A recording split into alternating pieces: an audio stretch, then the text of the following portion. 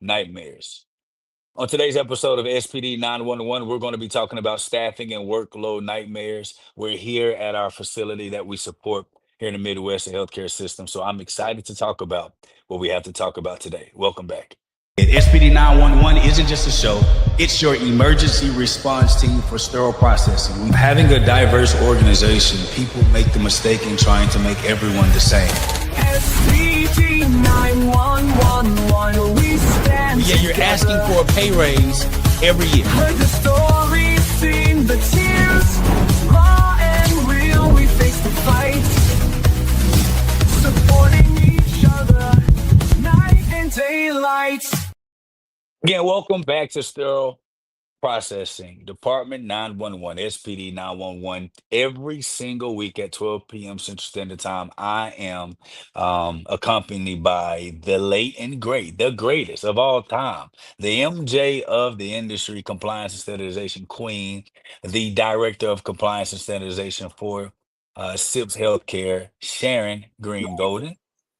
And to our other side, our field knight. He's like a warrior down there in the field. It is Derek Jones, Senior. He's our Director of Clinical Operations.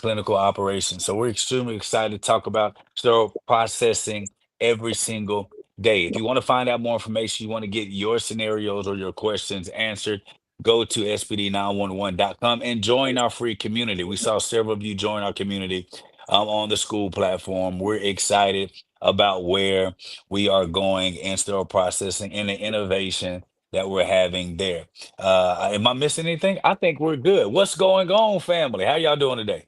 How are you doing? It's just a typical Wednesday in the sterile processing family. We're running around with fire extinguishers.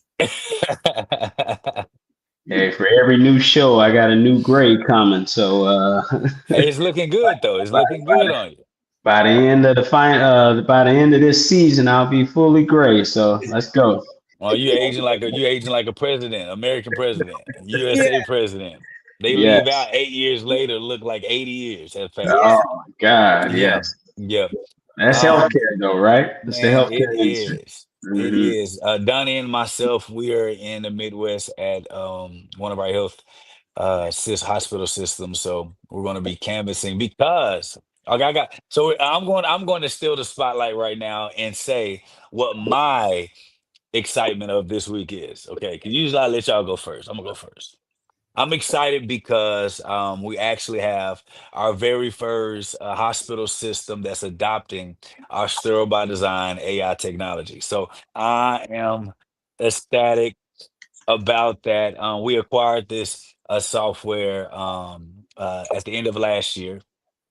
And not only did we acquire the software at the end of last year, um, we have been able to take it live, rebrand it, get some of the kinks out. Now we're taking this AI technology live inside of hospitals at a cost variance that every hospital on planet Earth will be able to afford, not only a tracking software, but a software that can run your department, mitigate errors, and reduce OR delays. So I'm extremely excited about that. So we're here canvassing, doing our rounds, and looking at all the things that we need to go. So we're excited about that. DJ, what are you excited about this week? Man, I'm gonna piggyback on you. I'm excited about that as well because you're talking about making my job easier. You know what I mean? To manage people, processes, and help with making sure the outcomes are successful and efficient. So, man, that's great news. I wish you had told me before you got there. You broke the news a little sooner, but that's all right. Had to save it for the show, man. I need them to see real Yes, excitement. You know what I mean? yes, Miss right. GG, what about you? What's your thing for this week? Well, my thing is I'm going to stay there. I think that anything that can help us to be compliant, to be more in tune with patient safety as we do our job in sterile processing is just rewarding. It's priceless. We need all the help we can get because when you're dealing with the human factor, we have a tendency to make mistakes, to not do what we're supposed to do. So I said it, I will repeat it. at my meeting in 2023, I said AI is going to be in sterile processing. And here it is, 2025. I'm still alive. And guess what? We have AI coming to sterile processing. That's right. Yes. That's right. And Yes. and I'm excited about our software because most legacy softwares are tracking in hindsight. It's what has happened. So you have a record of everything that has happened, but there's not an active software that prevents errors before they happen. So it's the kind of the difference of looking at a map versus having a GPS. The GPS is going to say, "Hey, it's coming up the road. Turn right, turn right." The map, you just missed it. You got you. It depends on how you read it. Will let you know where you're going. So, hey, listen, this episode, we're going to be talking about staffing and workload nightmares, and we deal with this on a day in and day out basis in the space that we're in as a healthcare operations company. But we have some scenarios and some situations, some questions that our listeners are wanting some of you all's advice on and guidance. Y'all ready to get into the show? All right. We're ready. Bring it All on. right. So we're speaking up about this scenario is about speaking up about understaffing. The situation is a tech works in a department that is constantly understaffed, yet management brushes off concerns. The team is burning out, but anyone who speaks up fears retaliation or being labeled not a team player. So the question is, how do I speak up about being chronically understaffed without retaliation? And this was from lead tech. Okay. Well, I'll start. Wait, We wait, under, wait, no, no, wait, SUG, wait. You can't start. And if you start, we none of us can have anything to say. So we're gonna let DJ go for DJ. How about you? How about you tackle this first? Okay. Okay. So it's a good question. Very good question and common, especially in healthcare, not only in SPD, but in all areas. I think your approach with speaking up is to showcase the challenges and the possibilities of errors and defects that may present in areas where there's a lack of staffing. I'll give you an example.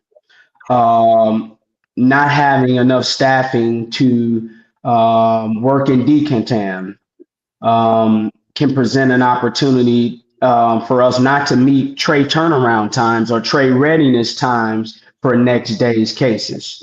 Um, Sometimes us playing Superman or Superwoman that causes the burnout and the stress because we're always wanting to do the right thing, and that's to make sure the cases are ready.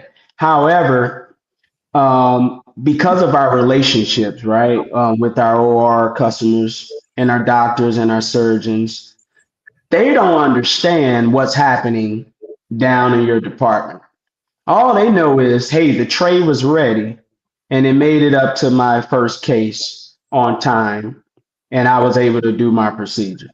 So, as a lead technician, you should partner with your manager, your supervisor, bring your concerns of the possibilities that will occur with the lack of staffing and coverage in given areas. And sometimes you may have to just show by data to support, by emails, by near misses, by current challenges you're within in that moment. You may have to show and have your leadership lay eyes on some of the challenges you're going through in the moment so that they can understand that when these things do fail, because they will fail, you have provided them enough information and enough opportunities to address the concerns or your concerns with staffing, shift coverage, or area coverage within SPD.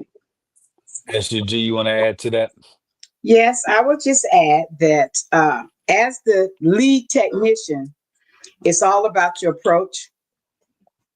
We come in every morning. We already know we understaffed. We knew we were understaffed yesterday. We were understaffed on Sunday. This is a department that is usually unrecognized, unresourced, with difficult to fill positions. And as a lead tech, you know that. It is hard to get great team members. We're dealing with patients' lives. We don't just want anybody. So if you feel that management is not aware that it's understaffed, then it's okay to come into the office and say, Miss Golds, I didn't know if you recognize that, we don't have but 4 people.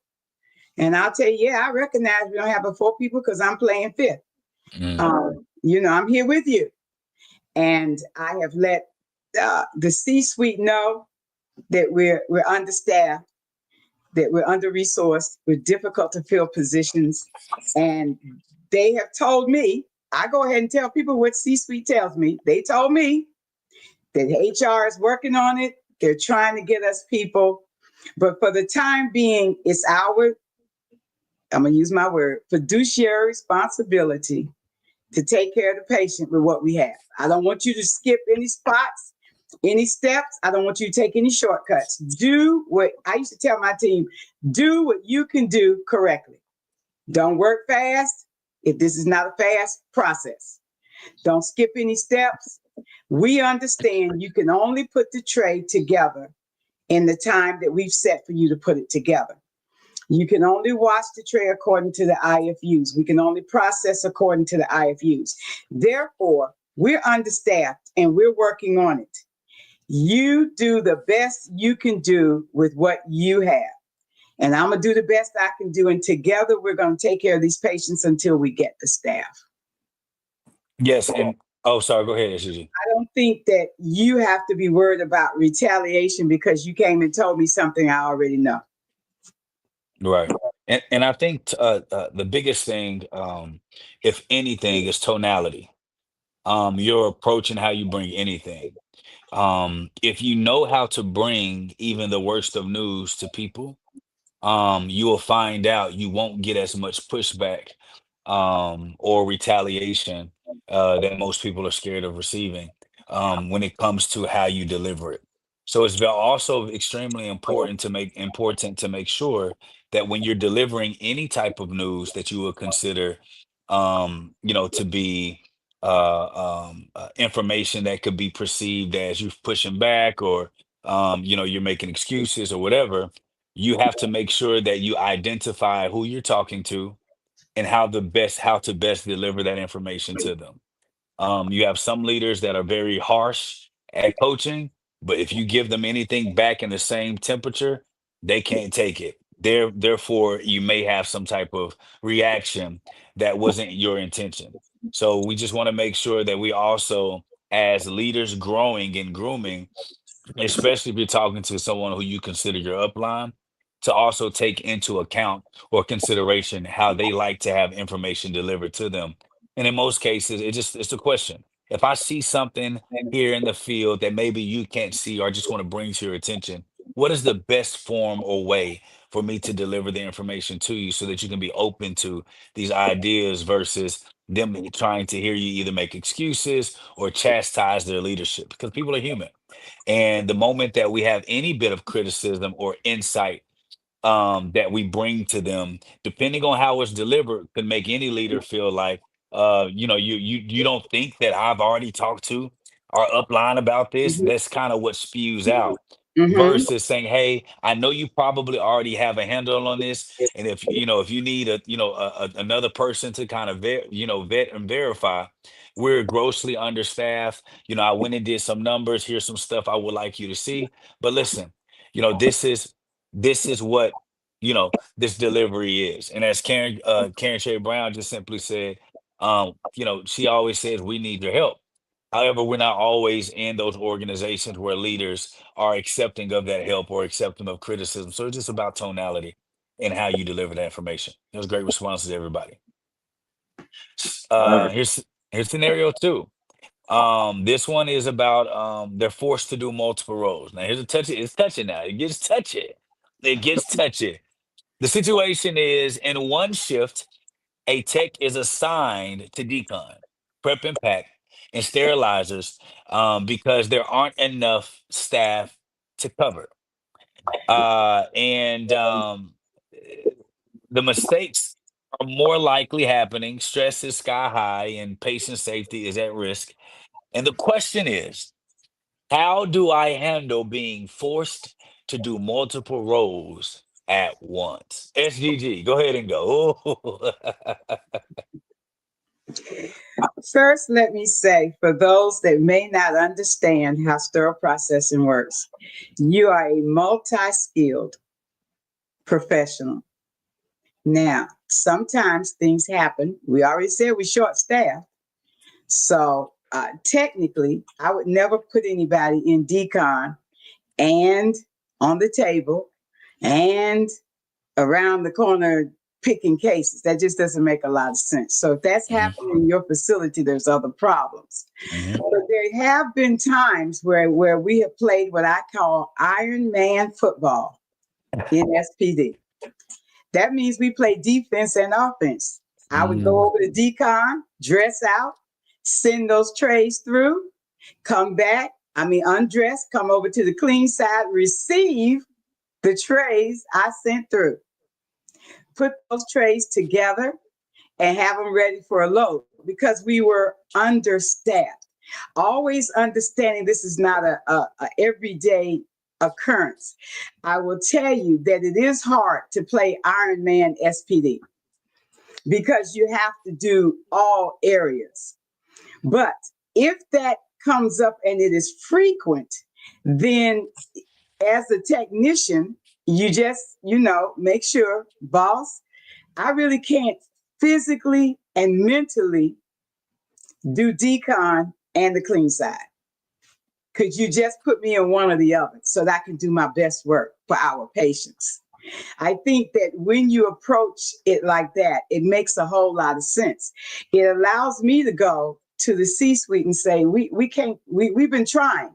Because Dr. Jake, SPD managers, team leaders, and technicians play Iron Man SPD every day mm, in one way or other. You do more than one job. This is not a department that allows you most of the time to just be uh, stuck on one job. Unless it is for me, decon. The person in decon kind of gets to stay in decon all day. We'll see you. We don't even get to tell you goodbye in the evening because we're running. But everybody else is on the other side. They're prep and pack. They're putting trays together. They're answering the phone. They're answering the door. They're running a load. They're running steam. They're running hydrogen peroxide low temperature. They're picking cases. They're sending instruments up. This is what we do. And if you look at your job description that you signed on, it says this is what you do. The mm, problem only comes when we force you to do more than one job. I don't think it's not punitive. It's never personal. mhm. At the end of the day, I'm trying to get trays together for a patient. That's right. So if I ask you to do more than one position, it's because I need you. And as Karen Cherry Brown said, help us. And if you have some suggestions for how we can do this better, please bring the suggestions. We want to be better. But I want you to know in real reality of SPD, we play more than one position. It's like the young man that just got drafted on the football team. He wants to play offense and defense. We play more than one position. You know what? That analogy about Travis Hunter, SGG, may have gotten you your other boot. All right. You may have earned your other cowgirl boot. All right. DJ, did you want to add a little something to that?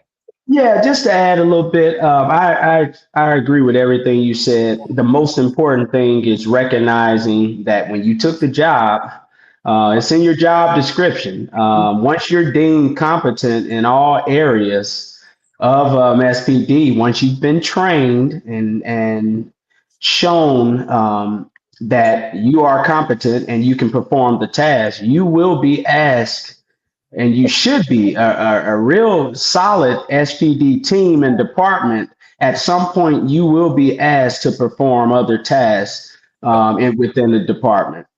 Yep. What I would say to that is, yes, sometimes we are asked to do multiple things at one time, which could not only overwhelm you, but create opportunities to cause error. So that's where it's up to you to communicate, like Miss Green Golden, with your leadership and say, wait a minute, let me slow down. I can't do decon and assembly. I can't run from decontamination and then sterilize. You know, that's where you, the professional, have to be comfortable with your tonality, similar to what Dr. Jake mentioned, and be able to speak up for yourself Yeah. and communicate that it may be overwhelming to you. You because you don't do these things regularly, you may need to be retrained or brush up on your steam sterilization methods. But once you communicate that and once you are trained, have the expectation that at some point you will be asked to work in other areas in SVD.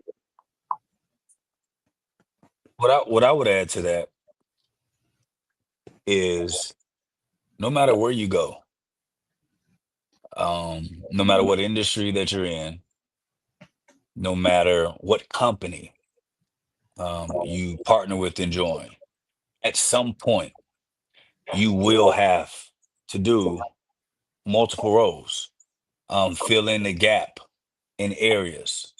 In the event that you are working for an organization where you don't have to have multiple roles, you can specialize in a specific thing or function. Those are typically the organizations that are harder to climb because they're large enough to have specialty positions where the development of your other skills won't actually be as available to you for you to do, and the ability to grow and to promote within that space gets a little bit harder. So there's a couple of things that I would do to help you kind of navigate that. Um, Say yes with boundaries. As long as you're adhering, as Sharon Green Golden always states, to Amy's standards and that bottom line that we see of our responsibility, which is to take care of patients.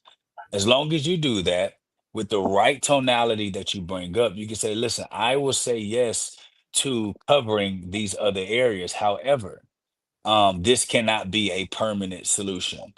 And as long as you communicate that on the front, they can't be upset when you call them to the card and say, listen, you have to set an amount of time or a limited piece. Like, I know we're short here, so I can cover us until here.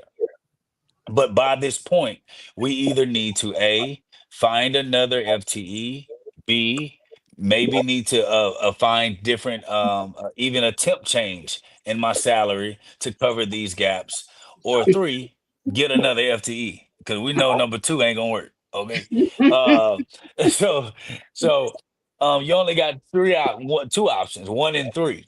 Um, and so this is just one of those things where you have to ask yourself, like, you know, where do you want to be? What I have seen historically are those that are um, um, content with your said position. You don't want to really grow in the industry. You're really there. And I have to speak to this. You're there to provide income and financial stability for your family. You may not have the passion that a Sharon Green Golden or Derek may have for sterile processing. In that event, those are typically a lot of the professionals historically that say, hey, man, that ain't my job to do that. I get paid to do this right here.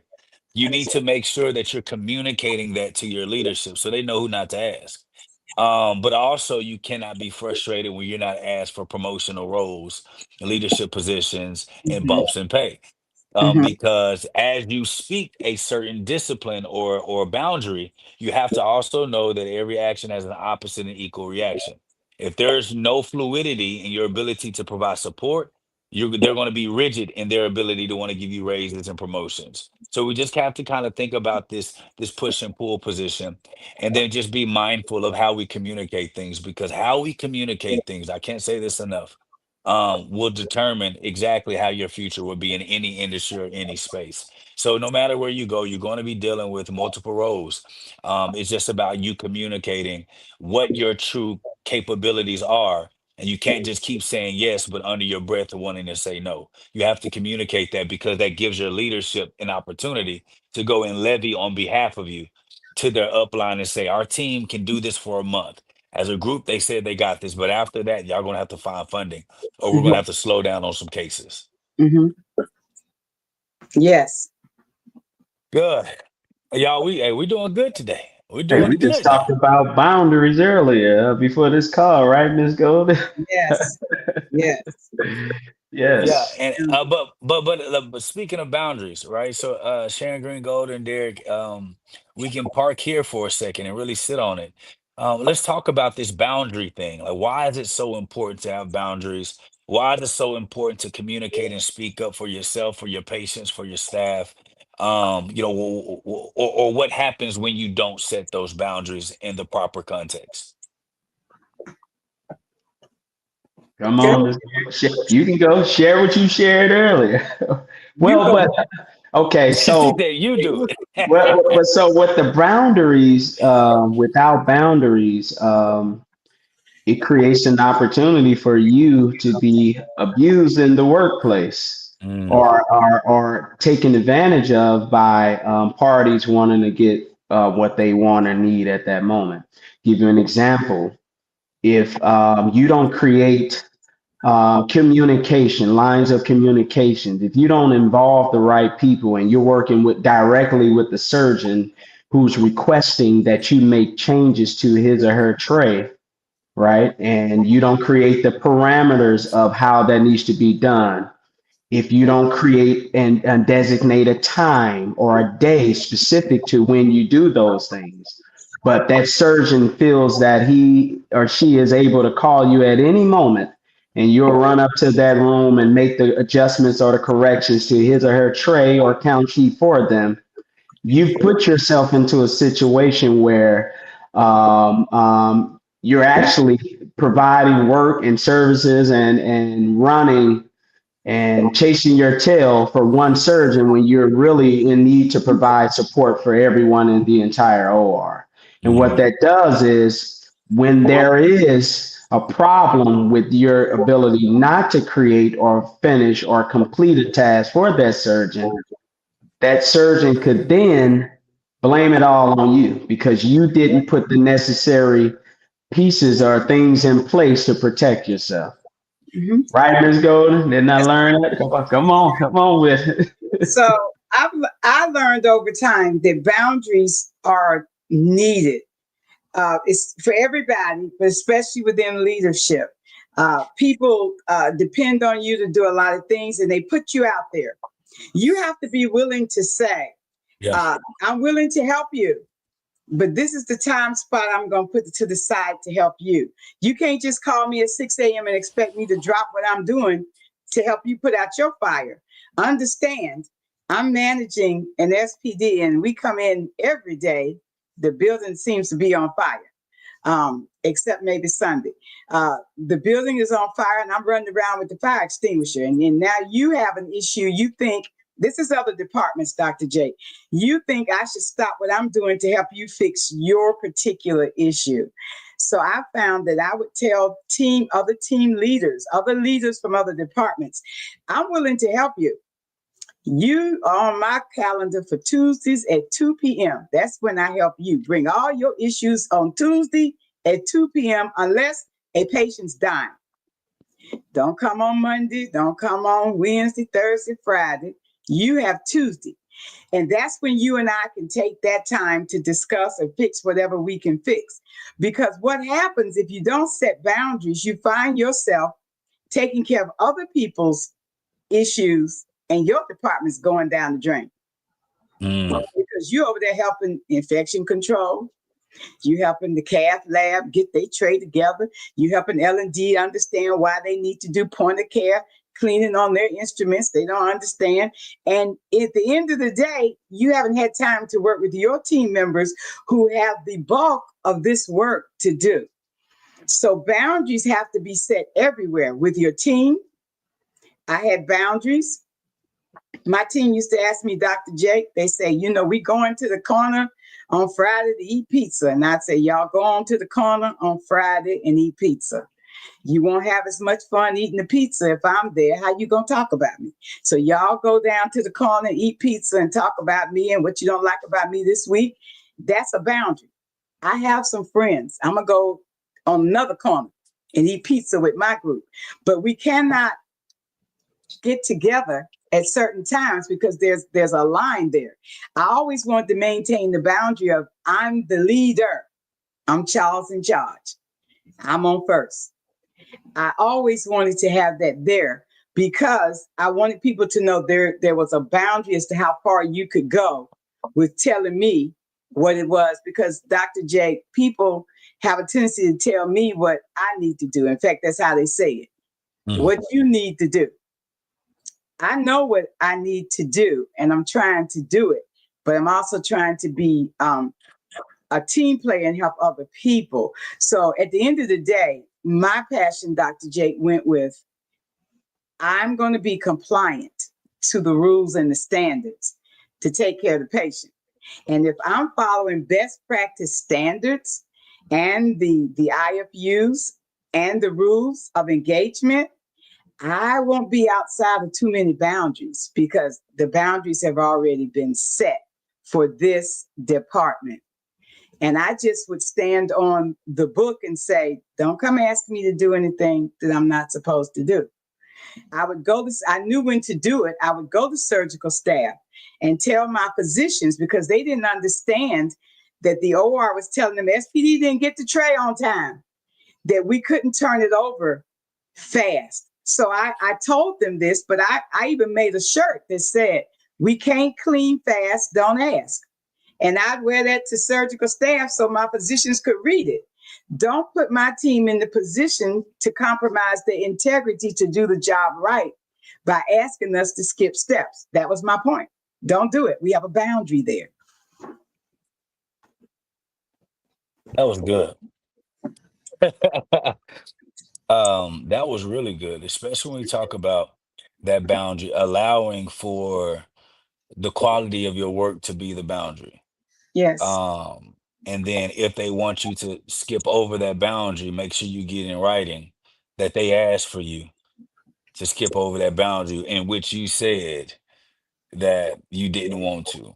Mm-hmm. Um, and when we speak about boundaries, let me tell everybody something. You can be cordial, kind, and open and as private as you want to be. I like to take the space to be, I'm kind and friendly to anyone. But it's my right to share what I want in my life, in my space, and in my family or my personal life. And a lot of times, we kind of talked about this a couple of episodes before, SGG. A lot of times we don't know how to differentiate the difference between a very great associate and a Mm-hmm. great friend. Yes. Because sometimes it smells the same, it kind of looks the same, and it can even feel the same. But they're not the same. Mm-hmm. And I think it's important for us to know it's okay to have a great best associate friend. But knowing when to cut that thing off. If this associate friend, if you were to ask yourself, especially with a boundary, talking about relationships, if you know that there could be a potential chance that you could win a leadership position and have to manage this friend or this person, this associate, and you believe that there could be some type of cause or some type of reason that will stop you from leading this said associate friend or real friend, then at that point you have to start changing now. Not necessarily changing when it happens, but you have to start building those boundaries around, hey, when I'm operating at work, we doing our thing. But also too, with every action, there's an opposite and equal reaction. So the moment that you create a boundary, a spotlight pops up on your head. It's like a halo. The moment you say what you're not going to do, you have to best believe everyone's going to try to find the moment in time that you don't do the boundary that you're setting. Mm-hmm. So you have to understand that when I set this boundary, the equal and opposite reaction is now people are going to see at what point will I break that boundary. See, Yes. these are the things that we have to make sure that we understand. You can't teeter totter, you can't be hot and cold. You have to choose what side of the fence that you want to stay on and mow that grass and water that grass and tend to that lawn. Because if you do a lot of teeter totter, and it's hard to hold people accountable to anything if there's teetering and tottering, unless there's a clear understanding when it comes to my position, my responsibility to these patients and this space. We're not playing any games over here, but we Mm-hmm. can have all the fun over here. But the moment we cross that gridiron line, like in sports, the moment I cross that baseline in basketball, the moment I pass the third or first base in baseball, the moment I jump over that line, it's a total different relationship. If you can have that, you're absolutely fine. And you won't have to worry about losing friends or stepping on toes because people know that you mean business. And here's lastly, once the boundary is set and people find out that you are never willing to break that boundary, you may lose a lot of likability. See, the most popular person isn't always the one that's always doing right. The most popular person in most cases is the ones that's, you let people slide, you kind of allow for people to teeter totter in other areas. In most cases, if you stick to your boundaries and your integrity, you will intimidate more people than you like. I mean, than you want to not to intimidate people. So you have to make sure that those things are done and you do it gracefully, and with great spirit. And SGG does that very well. Matter of fact, SGG deals with a lot of folks that think because she has boundaries, she's judgmental, or because she has boundaries, she's going to shut them down. And she's actually opposite. She just wants you to know up front where she stands. Now, Mm-hmm. wherever you are, she wants to get you to where she stands, but she's not going to break or bend on that. And I've definitely seen with my own eyes and my own ears, SGG, you deal with a strutting that line very well with saying, this is where I am, but I'm not going to judge where you are. So Right. kudos to you, SGG, for that. Well, I want to say that I've been the patient so many times, getting ready to be the patient again. And so I've been on the other side, and I'm on the other side with something that is uh, can be fearful. I have information. I know what we can do wrong in sterile processing. 88% of patients have no idea we even exist. They just jump on the operating room table and say, okay, the nurse says, I'm going to take good care of you. We're going to take good care of you. And they put the patient to sleep and they leave it in their hands. I understand that there's a group that's putting trays together that have the ability to affect my surgery. I understand that if the doctor doesn't have the implants he needs to do my surgery, it could hold me up and I can go from being there an hour to 3 hours. So this is what I go into surgery with, knowledge. And I know that because I have this knowledge, I want it done right for everybody. I want it done right for your cousin, for me, them down the street and tink tink on the corner, because I don't know when I'm coming in. And I cannot realistically say I will never have a surgery at a hospital that I have not checked out. So I'm trying to say, compliance wise, everybody, let's do it right. Let's be patient, safety aware, because you never know when you will be the patient unaware. You had a car accident, they took you to that hospital you never wanted to go to. Well, it's too late, you there. And you're going to get their services. But if we in sterile processing, this is SPD 911, if we do it right every day, if you just know that what you do affects a patient, how you put the tray together, are all of the instruments there, it is important for the case, then we don't have to worry about the backlash. And if we can get the culture to change in the hospital, where from the C-suite down, they understand that we are patient safety focused. And that's what they don't understand, Dr. J. We're here for the patient. We're not trying to delay your case because we lazy. I'm saying I can't get these instruments ready right now because of the standards, the IFU. And so I'm going to get them ready, but you may have to delay the case. And it's in the best interest of the patient. And that's what we have to do. So integrity plays a big part in what we do. Integrity, knowledge, compliance, understanding, rules of engagement all make SPD come into one good package. But it's not a good package if we don't have good leadership. So I have a pushback I want to give, and I want to hear what you all's response is. I'm an executive at a hospital, and Mhm. I hear what you're saying, Sharon Green Golden, again, Derek Jones Sr. I get pushing things back for patient safety, but y'all say this all the time. Every day is something delayed. There's delayed cases. There's these moments, and the response is it's for patient safety. But when I walk downstairs, I don't see the hum and the buzz that's in the OR. There's slow pace moving. There's mistakes that still happen. If these cases need to be perfected and delays, well, why are we still having issues when we actually get these sets upstairs? What would you say to that if there's an executive that says, "I hear you, but I've tried. I did all the call to alters that we could do. You know, we've made arrangements, and still our sterile processing department is delayed. They got the great words to say, but when I look at the production, it's not there." I'm going to bring data to show you that most of the delays are not sterile processing. It's what you've been told, sir. Mm, We're not delaying the case. mm, The case is delayed for other reasons. A patient was brought into a surgical room before the instruments were ready. The case is delayed. That's not SPD. mhm. That's OR.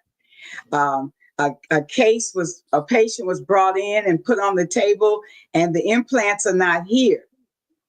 When we did the hold this morning, we said the implants were not here. You all pushed on. Yes, we have had instances where, as a human being, they left the indicator out. We're doing retraining and re-educating to that. Yes, we have had instances where a tray got upstairs with bioburden, cement still on an instrument, bone in a tray. Yes, sir. That is SPD. We will own that. We're going to try to do better, but we have a team that's supposed to help us, sir, and they're not doing point of care cleaning. Therefore, they're not wiping the cement off when it's on there and it hardens. And sometimes we see it and sometimes we don't. It's a group effort.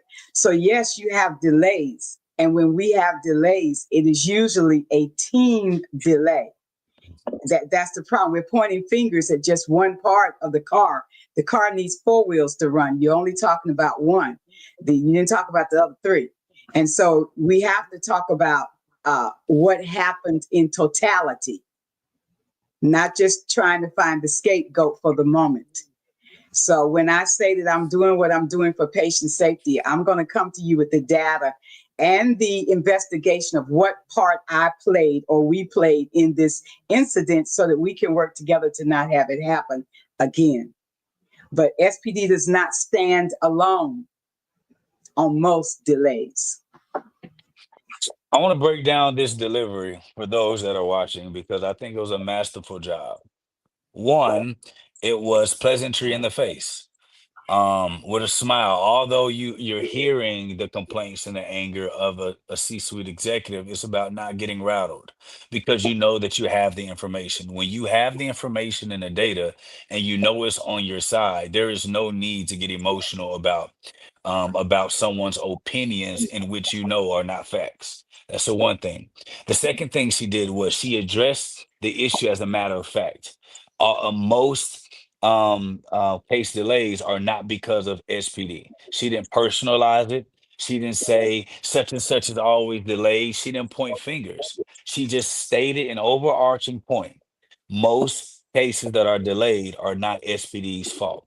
And then after that, she provided evidence of examples, not pointing to a shift, not a person, such and such delayed this day, Dr. So and so pushed back here. I told, Zach, the charge nurse, blah, blah, blah. It was not, it was nothing nasty about it. She addressed that it wasn't SPD is not the normal cause, and sir, you've been misinformed.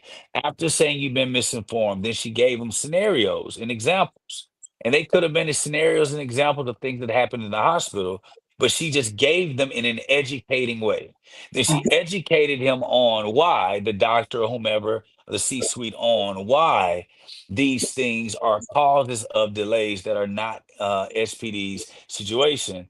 And then she closed it with some enlightenment after that. That's how you deliver information. That's what wins you over to the executives. And this is what shows them that you can be pragmatic, you can be diplomatic, you can control your emotions to deliver your point, and you can definitely be somebody that they can listen to when you have something to say because you know how to deliver in that manner. DJ, did you see the same thing? Yes, sir. Couldn't have said it any much better. I mean, she was spot on all points, and I think the way she brought it at the end to, hey, it takes all of us. Yeah, That's the reality. It takes all of us to look at trade quantities.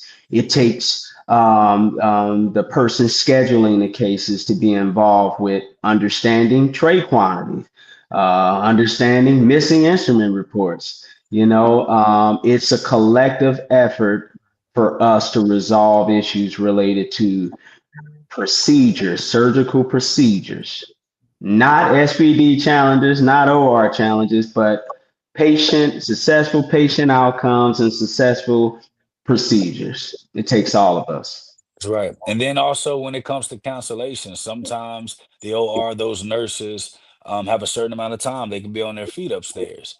And they could have been scheduled, but then they worked overtime and they stayed late for somebody. Now that case that they may be the only specialist that can work that specific case, now they're Yes. not there, CSGG. Yeah. Uh-huh. Now they're not there. So now what happens? Now this person that was for that case, for that doctor who's a specialty nurse or technician or anesthesiologist, whoever, now they can't be on shift. Mhm. Those cancellations or delays, if they have to bring somebody temp in to do that, is not an SPD fault.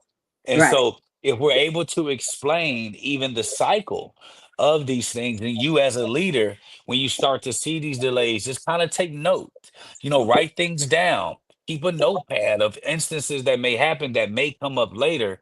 These will give you examples to use when you do have to defend your department. You can defend it with a matter of fact, just to give examples of what it's not. Because at the end of the day, it's not about the blame game. It's about the patient getting exactly what they came for, to get the surgery, the support they need, and to go home to their families healthier and better than they came in. Great point. The other thing is, I believe in taking ownership. Yeah. I have always been willing to take ownership for what we did or didn't do. Mm. It's our fault, and we're going to work on fixing this. But it's still, we are human beings, and we're trying. And a lot of times, Dr. Jake, what we didn't have was an investment in training and compensation for this department. They don't like to hear that word compensation. I Mm. often say when I get the ability and they're listening, I say to the C-suite, you get what you pay for. You're wanting a $45 job, you're paying $5 an hour. The fact that we did $10 worth was like a blessing. It's because we want to do right. Well, we setting expectations. That's good. That's good. Yes, so you've got to allow me to have quality people on my team. You want me to do a 100% best job ever with somebody that isn't educated and doesn't know what we're doing. And that's not fair for the Mhm. patient or for us. And so we will get burnout. People will leave. They start leaving, not because your hospital isn't a good hospital, but because Walter Reed is paying $5 more for the same stress. They'd rather go get $5 more and get that stress. And so I spent a lot of time, Dr. Jake, helping my team understand why where we were was a good place to be. that we were trying to do the best we could and we would work on compensation. But I pushed it as much as possible. I brought this, and I was blessed. The CEO would come to SPD and I would ask him before he got there. I said, I need for you to go and stand in front of people and tell them what you told me. I'm not going to tell them anymore. You go tell them what you told me about compensation, because I don't have the ability to pay anybody anything. If I did, they would be getting paid top dollar. So, my CEO would come down and tell him what he had to tell them and what he felt was his real time truth, speaking his truth to the issue. But that's something that comes up in SPD every day. They're not paying me. They're not paying me. They're not paying me. You took the job knowing what they were paying you. That Hmm. was not a secret. You said you would do the job for $22 an hour. I Hmm. understand you heard that down the street they're getting 30, but you told us and signed on for 22. I need Yeah. for you to do 100% for 22, and I'm gonna try to work up to that 30. But the patient didn't know that you accepted 22, and now you decided you can't really do 100% job. That's It's right. not it's not fair. So it's being able to try to balance it, because I am management. I'm on the management team, but I'm also the leader of people that I understand their issues and what they need. Man, I think that's a huge thing. And what you mentioned, I'm very excited for those that are listening right now, to understand that, you being grateful for where you are is also a thing that's very important. You getting caught up in what people are getting paid and whom they're getting paid by and what their salaries look like. 70% of the people I talk to about how much they make lie. They lying. Okay. And some of them may be applied to where you are, didn't get the job because it was full, told you it was greener somewhere else, only to you turn back around, they work in your position.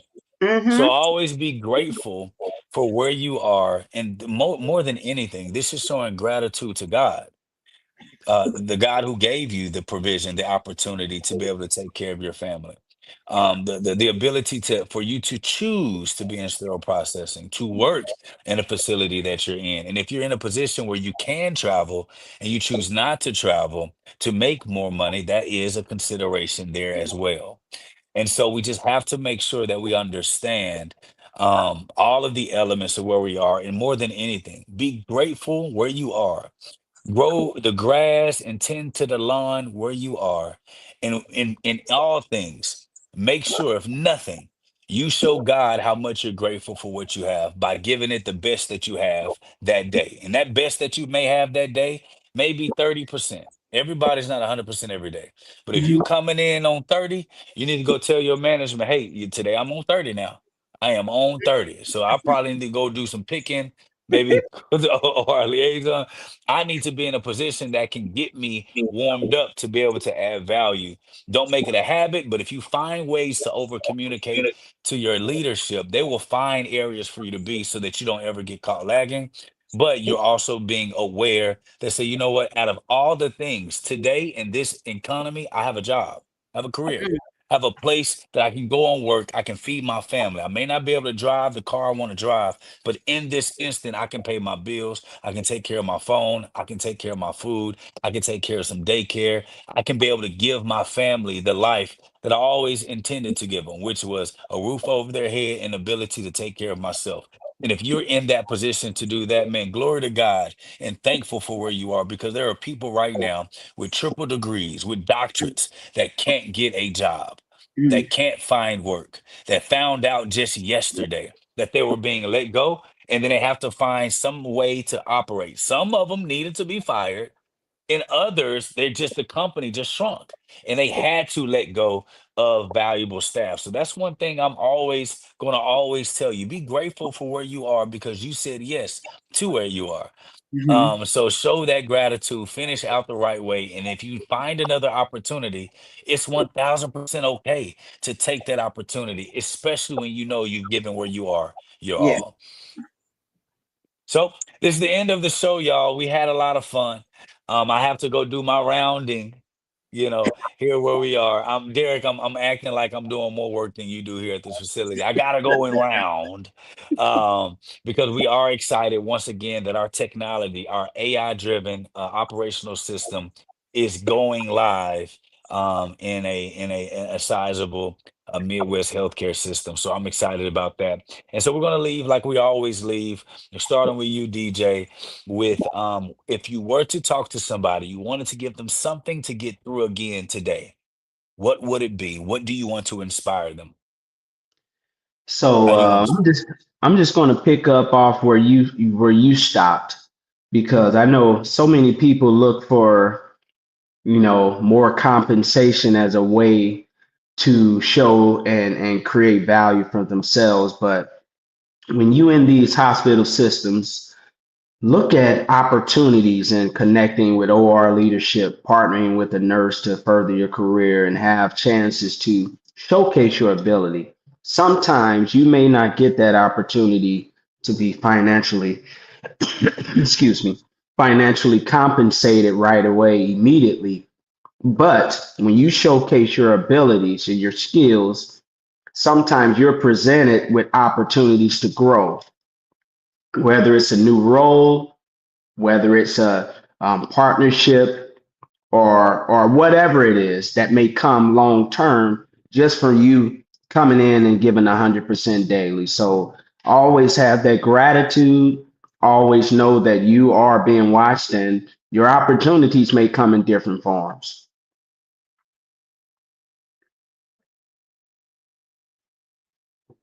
Man, I like that, Derek. Your opportunities sometimes come in different forms, and I do like what you mentioned about. Hey, listen, don't worry about the pay immediately, because sometimes it's on the way.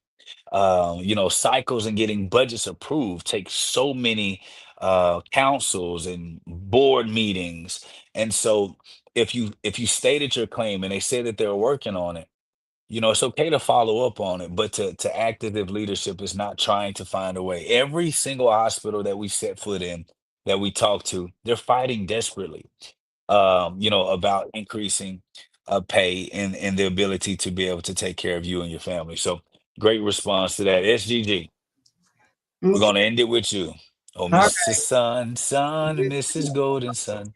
Listen, so What are you gonna leave the people with? this is what I'm going to leave them with for this session.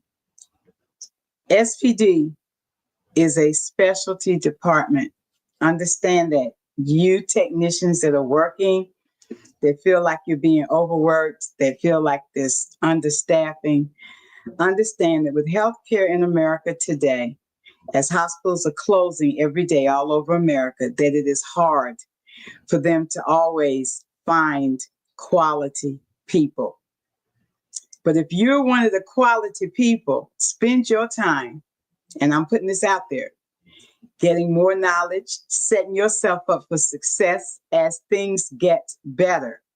So that when there is a ladder, there's no ladder now, but when there is a ladder, you'll be able to climb it because you will have prepared to climb the ladder. We are multi skilled. We do more than one job. That's just part of what we do. Do what you do the best every day. Always remember that you're only responsible for you, your actions. You're only responsible to answer to the consequences for your actions. Make sure your actions were above reproach. Make sure that your integrity was above reproach. Do the best that you can with what you have until things get better. Things will get better. I've been in some bad departments. They got better. I've been in some bad departments. They got better. I've been in some departments where it didn't look like it was ever going to get better. And I had to make a choice. But I made the choice on doing what was right. Things will get better. And if you position yourself to be the best person you can be, don't worry about Mary Lou, just take care of you. Things will get better. Y'all have a great week. This is SPD 911, and we can't wait to see you next week. Peace. SPD911 isn't just a show, it's your emergency response team for sterile processing. Having a diverse organization, people make the mistake in trying to make everyone the same. SPD911, we stand Yeah, you're asking for a pay raise every year. Heard the stories, seen the tears, raw and real, we face the fight, supporting each other, night and daylight. Now I can go.